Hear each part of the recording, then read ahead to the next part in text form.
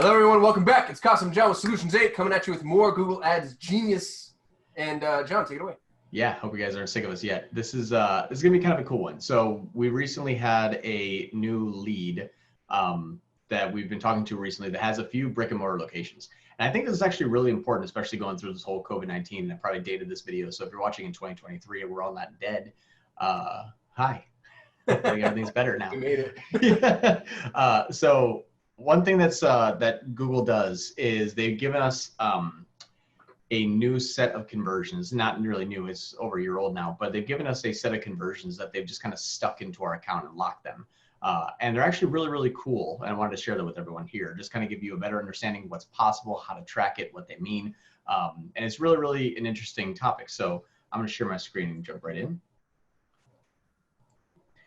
So for brick and mortar locations, for businesses that have a storefront, a lot of times Google Ads leaves a lot to be desired because you may not sell things online.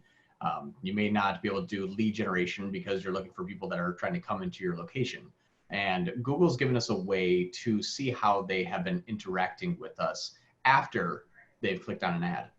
So this location, or this business has 16 locations. And what we've been able to do, and I'll just go into the ads and extensions, and I'm sorry if they're going to be blurred out, but you'll be able to see what this looks like. If I go to location extensions, we have all of these locations. There's a total of 16 here.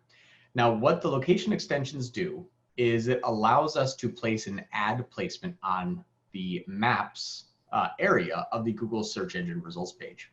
And sure, everyone's seen it. If you Google something like ice cream store near me, for example, you'll see a map and then you'll see listings from top down. They're usually the closest one to you and the furthest one away. Location extensions gives you the ability to place your location at the top of that list if you're bidding on a keyword that a person types in. And even if that location is further away than, let's say, one of the competitors from the person who is searching, it'll still place you above there. And it gives you a little tag called ad, but most people don't even realize that that's there. And it's a really great way to give yourself a good local presence in the maps. Now, while that is really, really cool and it's a good tip, and I think everyone should also do it if they have a Google Ads account and a physical location, you just need to start a Google My Business, link it up to Google Ads, and the rest is easy. But the cool part about this is we get to see these other conversions. And what you'll see is you'll see them down here called local actions. And it'll say local actions directions, local action website visit, local action other engagements. And other engagements are kind of the catch-all for anything else. If you have specific types of call to actions in Google My Business, they're just gonna be counted as other engagements. But if you have a click to call, that's gonna be here. That's gonna be under Google My Business as well. So you got local directions, clicks to call from Google My Business, and website visits. Now here's the cool part, is we started with this client back in December of 2019. And as you can see from there, they went from December's when we have a note here that says, there we go, it says Solutions 8 start. And so we've been able to spend $1,300, make $7 grand, $3,200, maybe $18,000, $4,700, make $25,000, all the way up to now we spent $6 grand, made $45,000. So we've been making a very big impact in this business. And what we can see is when you go to conversions and you look at a 4-month time period. So if we started in December, so go from December to January to February. So a 3-month time period, December, January, February, we have local actions directions, 288. Well, what this means is that a local action is only counted after someone does a Google search, engages with an ad, like clicking on an ad to go to the website, and then they leave. And that's the start point of when that conversion can take place. So if they click on the ad and go to your website and then they leave, and they go back to that Google My Business, they say click for driving directions and start the maps up to get the driving directions. That's counted in one of these conversions.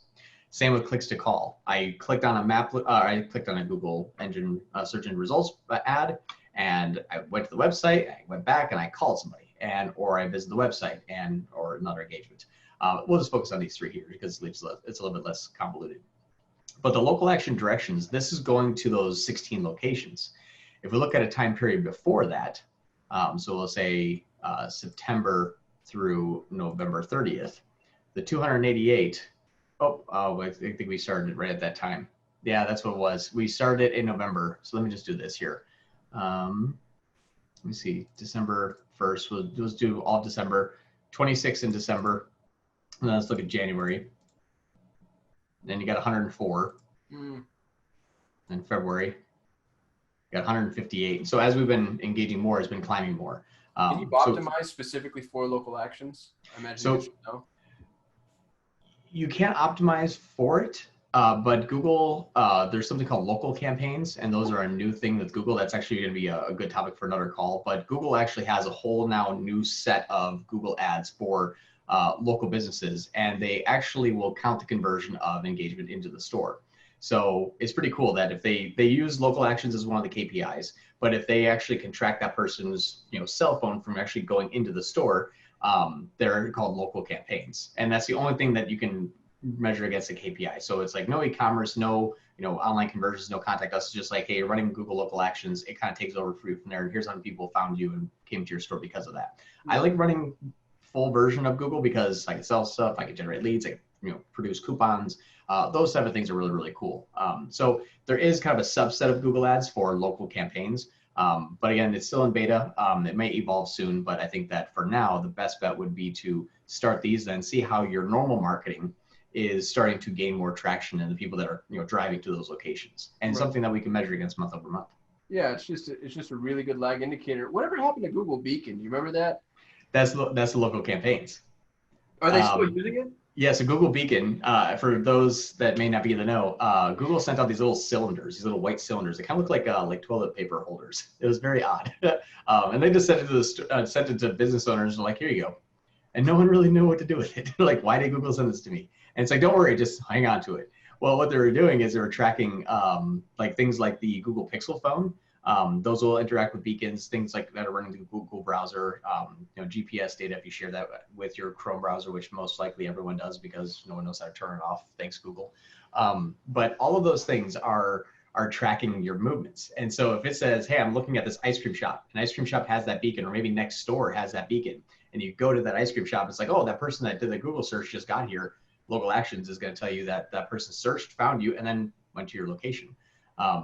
So yeah, it's stalking you in your pocket. Easy way to do that is just not carry a phone. I mean, everyone does that. That's easy. Just don't carry a phone. Just don't be on the grid. Just don't. Exactly. Don't do anything electronic. Right. Don't drive a car. Just ride a donkey to your ice cream shop and you'll be safe. Yeah. Yeah. So that's the local actions, and it's pretty cool because every single brick and mortar company on the planet has always said, like, oh gosh, how do I know this is working for me? And all of a sudden Google's getting, I mean, it's not perfect. It's not one-to-one. It's not like you can calculate ROAS, but it's one very substantial step towards that, having that key performance indicator. Yeah. And it's funny is if we look at like 158 from February, and let's look at March, this is when kind of the COVID started. Look at that, 78, a lot less people. This is when the initial lockdown took place. So we still have 78 people that, broke quarantine rules. But even this is interesting too. It lets you know like how much of my foot traffic has been paid traffic, and then you get to see again the lag and lead indicators. Yeah, and this is what's cool about this is it's not like this part here doesn't track your movements to the store, but if I say like, hey, click driving directions to get to there, it counts as a conversion. So it's a pretty hard action. It's pretty accurate too, and that's only after people engage with the ad. So there's a lot of other people that are probably clicking on that just outside reasons that Facebook or Instagram or organically or directly, or you've been there before, whatever it may be. But if you click on an ad and then you take the next action that you're going to locally do something like call or visit the website or click driving directions, you can track that now. And it's funny because they're Google hosted, so it's kind of already set up, and you may log into your Google Ads account, go into your conversions and see this. And if you didn't know what those were, that's what this means. That's awesome. By the way, if you're watching this video and you have questions, ask your questions. We'll answer them. I promise you. Don't forget to like, comment, subscribe. Just do the things that you're supposed to do. And keep your eyes peeled because we're going to be coming at you with these every day because we're awesome. Until we get bored. Watch the last one we refuse. Yeah. Yeah. Cool. If I see the likes start to decline, I'm probably just not going to come into the office anymore. Yeah, we'll just jump ship. No big deal. Our lives are in your hands. Any last words? Don't do drugs. Don't eat yellow snow. It's a good tip. Go. That is a good tip. That's why I live in Arizona. We don't have snow, so we don't have to worry about that. Bam. Don't eat yellow sand. All right. All right, Awesome. Joe. Thanks, Okay. everyone.